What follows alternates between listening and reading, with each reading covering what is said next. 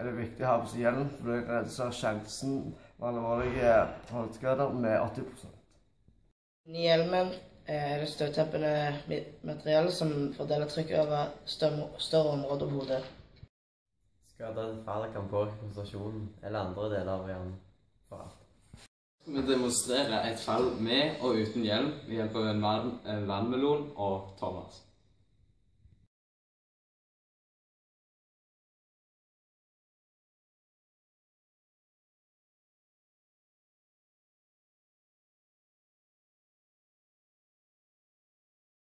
Vannmelontest om 3, 2, 1.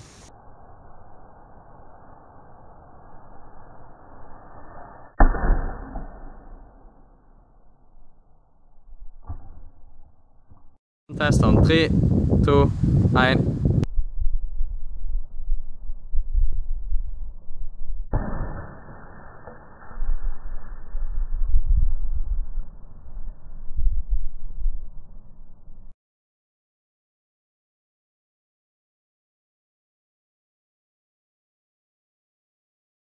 Bruk hodet, bruk hjelm.